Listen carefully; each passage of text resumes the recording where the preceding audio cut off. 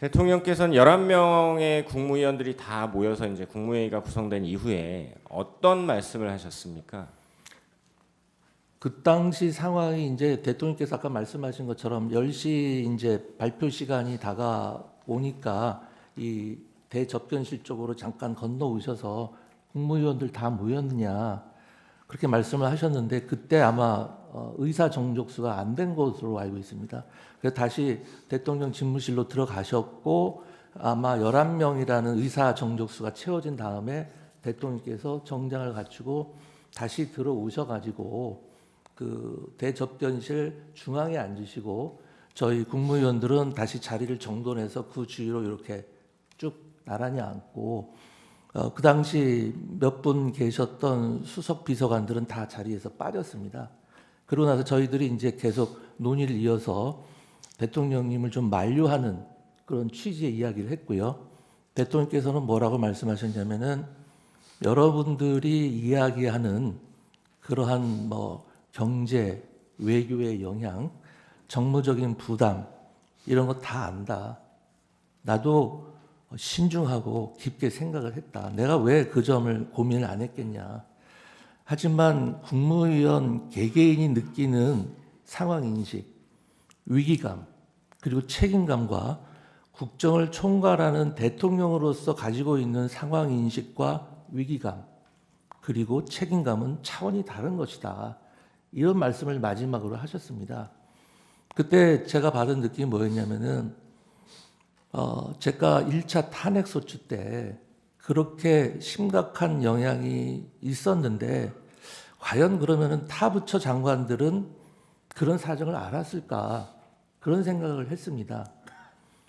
그리고 지금과 같이 그 동시다발적으로 여러 명의 그 부처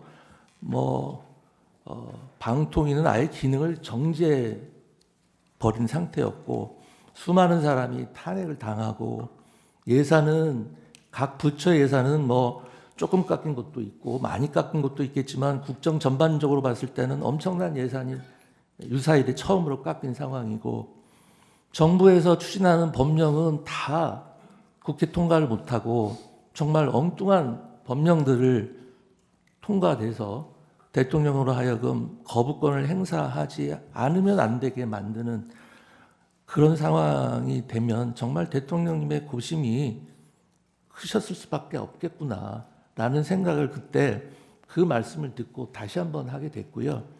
다른 국무위원들도 아마 비슷한 생각을 했을 겁니다. 대통령님의 고심을 그 당시 충분히 이해할 수 있었고 참 우리가 저렇게까지 같이 고민을 못한 것에 대해서 상당히 죄송스러운 마음도 있었습니다. 그러면 국무회의 당시의 비상계엄 선포에 대해서 찬성 또는 반대 의견을 밝힌 국무위원들도 있으셨죠? 그 당시 분위기를 정확히 말씀드리면요.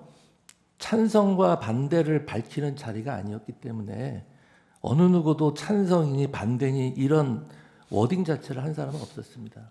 거기 모인 국무위원들은 전부 다 이제 아까 얼핏 말씀하셨지만 대리인께서 이 뭐 선포 전 국무회의를 거치도록 국무회의 심의를 거치도록 되어 있네요라고 누가 얘기를 했기 때문에 거기에 대해서 이번 비상계엄이 위헌이다, 위법이다라고 생각한 사람 아무도 없었습니다.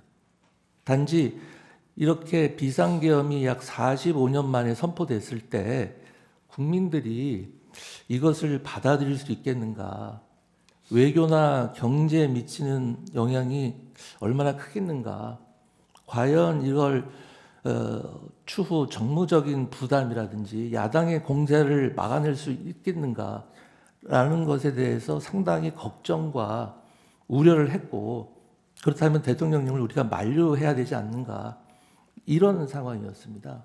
한 사람씩 뭐 돌아가면서 찬성 반대를 밝히는 자리도 아니었고요.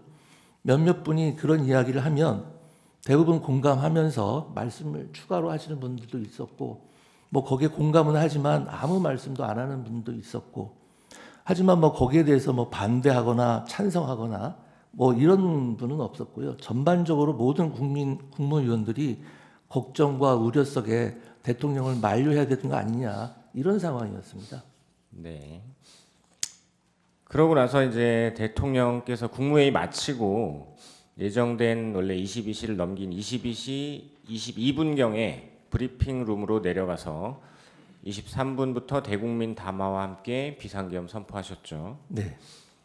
증인이 대통령 집무실에 도착한 20시 40분경부터 대통령이 비상계엄을 선포하러 대회의실을 떠난 22시 22분경까지 약 1시간 44분입니다.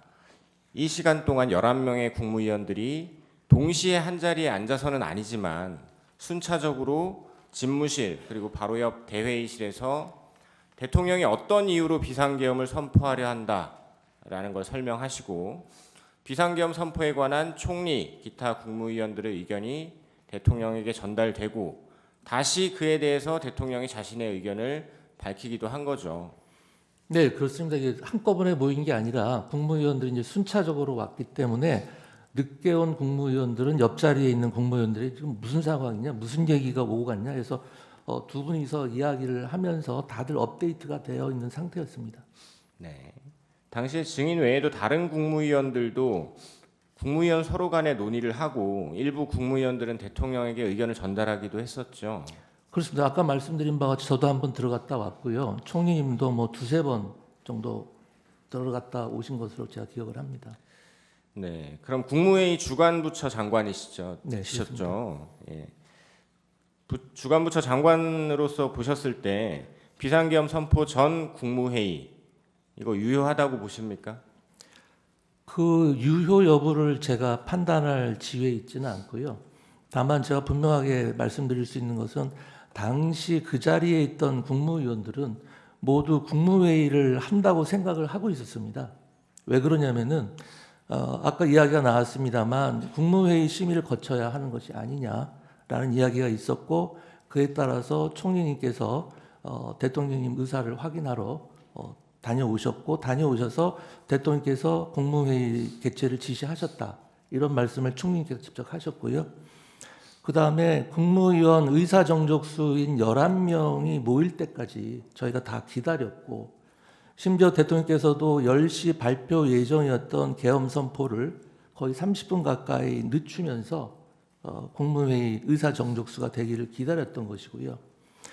그 다음에 의사정족수가 된 다음에는 아까 말씀드렸습니다만 대통령께서 정장을 갖추시고 저희들이 모여있던 대접견실로 건너오셔서 중앙에 앉으시고 저희들도 자리를 다시 한번 정리해서 앉았고 그때 있던 수석 비서관들도 다 빠지고 이런 상황이었습니다. 그렇기 때문에 당시 참석했던 국무위원들 자체는 다 국무회의를 한다고 생각을 했을 겁니다. 저뿐만이 아니라 다만 그것이 국무회의로서 인정을 받을 수 있느냐 없느냐는 또 별개의 문제라고 생각을 합니다.